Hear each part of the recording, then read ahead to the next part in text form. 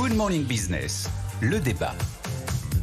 Qu'est-ce que vous préférez, c'est moi ou la tempête? C'est ce qu'a proposé Michel Barnier hier aux Français. Alors la tempête, on ne sait pas exactement ce que c'est, mais la question derrière, c'est est-ce que vous préférez le budget 2024 ou le budget 2025, finalement? C'est-à-dire que si on arrivait effectivement à l'extrémité des ultimes solutions, parce qu'il y a eu censure, parce qu'il n'y a pas de budget 2025, on reviendrait à cette histoire de loi spéciale. Et en fait, la loi spéciale, tu prends 2024 et tu le rejoues en 2025. Et bien, mécaniquement, ça a un effet, effectivement, d'économie de dépenses publiques.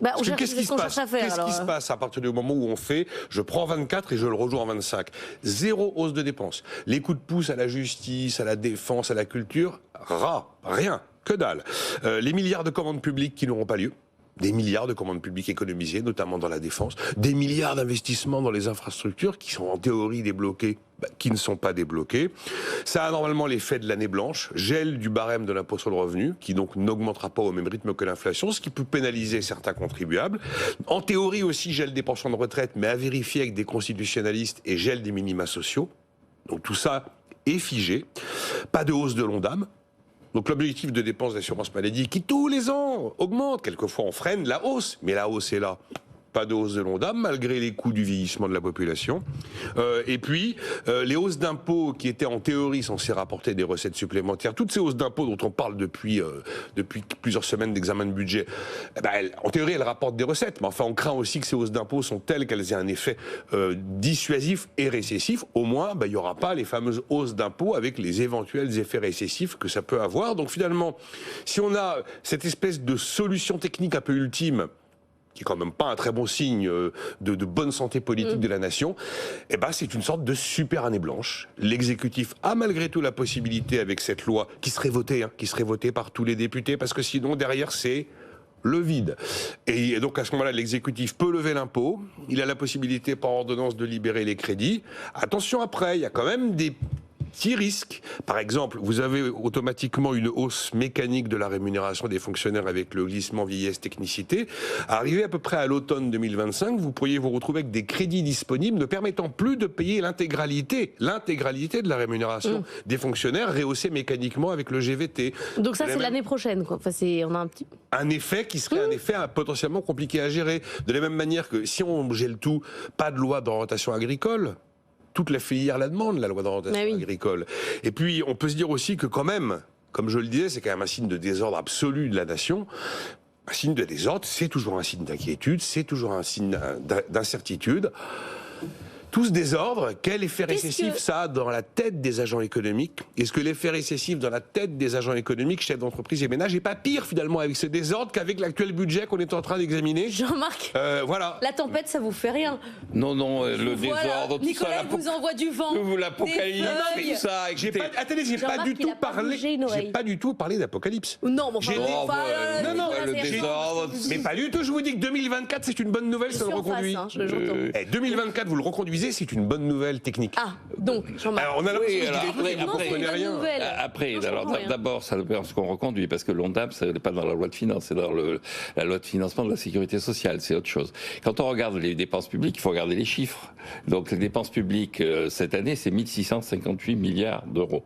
Et donc l'année prochaine, normalement, ça devrait être 1699. Donc l'économie est une économie de 41 milliards. Oui, Voilà, donc on fait 41 milliards d'économies. C'est à peu près ce qu'on va faire, non? Non, parce que le 1699, ça prouve qu'en réalité, alors qu'on a dans 60 milliards d'économies, les dépenses publiques continuent à augmenter. C'est-à-dire les économies qu'on a, c'est par rapport c'est par rapport à une tendance. Donc tout ça est assez fictif. Le véritable enjeu, c'est de regarder effectivement qui peut faire des économies et où il y a des grandes augmentations. En fait, les grandes augmentations, elles sont pas sur l'État, parce que l'État, ses dépenses augmentent de 14 milliards, c'est pas sur les collectivités locales où ça augmente de 7 milliards. Les grandes augmentations, c'est toujours et encore les dépenses sociales.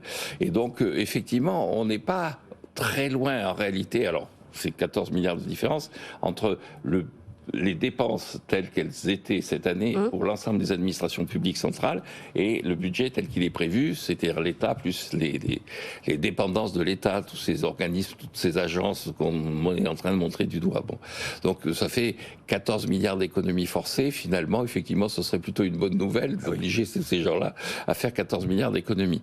En fait, le véritable problème dans tout ça, c'est que effectivement, il y a un certain nombre de hausses mécaniques qui sont dans le circuit. Il y a les taux d'intérêt qui ont augmenté, donc la charge de la dette augmente de 2 milliards, donc de toute façon, il faudra le payer. Effectivement, la masse salariale, bon, le GVT est positif, mais le GVT est plutôt pratiquement nul, parce qu'il y a aussi la partie négative du GVT. Donc, il y a aussi une déformation de la masse salariale qui est pas Jean-Marc, qu'est-ce qui est le plus grave pour le taux à 10 ans français? Est-ce que c'est la politique française ou est-ce que c'est si jamais les Allemands se mettent à émettre de la dette et qu'on arrête avec le frein à l'endettement allemand? Est-ce que ça, c'est plus grave? Moi, je crois que ce qui est le plus grave, c'est effectivement les Allemands. C'est-à-dire le fait que les Allemands changent de doctrine et la conséquence que ça peut avoir sur la Banque centrale. Comment va réagir la Banque centrale? Est-ce que la Banque centrale va se cabrer? La Bundesbank d'un côté et ensuite la BCE. Est-ce qu'au contraire, elle va entériner cette idée avec l'acceptation implicite qu'on va reconduire le quoi qu'il en coûte de 2015, avec cette idée que finalement la dette publique sera in fine, quoi qu'il arrive, garantie par la Banque centrale? Donc c'est plutôt là que ça va se passer. Concernant la France, objectivement, il y aura toujours une solution. Concernant la France, de toute façon, la perception qu'on a de la France ne va pas changer. Elle est déjà acquise. L'apocalypse est déjà dans les veines de la plupart des gens, dans tout l'ADN de tous les gens. Et carrément, l'apocalypse est dans les veines de tous les gens. Je me demandais Là, c'est Jean-Marc. Eh ben, oui, l'apocalypse, pour les marchés, on ne peut pas être dans une situation pire. Bon, on n'est pas dans une situation gravissime quand même. Non. Mais on ne peut pas être dans une situation pire pour autant. On n'a jamais vu un tel désordre politique. Il y a un désordre, mais c'est pas gravissime. C'est pas gravissime. On s'est jamais retrouvé en se disant qu'on allait aboutir à cette histoire de loi spéciale en désespoir de cause. C'est quand même pas une situation cool. Enfin, on n'est pas cool. J'ai pas dit qu'on est cool. Ce que j'appelle l'apocalypse, c'est le discours sur ce qui se passe. Non, mais cette question, c'est grave, pas grave. Il y a un moment, la situation est quand même tout à fait inédite. Voilà. Bon. En tout cas, on s'en sortira techniquement. Oui, il y a toujours des entreprises qui ont envie de se coter en bourse. Donc, vous voyez, finalement, on n'est pas près de l'apocalypse. Il y a des gens qui croient à demain. Il y en a, mais le discours de l'apocalypse. Ils sont de plus en plus rares. Et le mot que je retiendrai, c'est inédite. Allez. Voilà, c'est la bonne formule. À la demain. situation est inédite.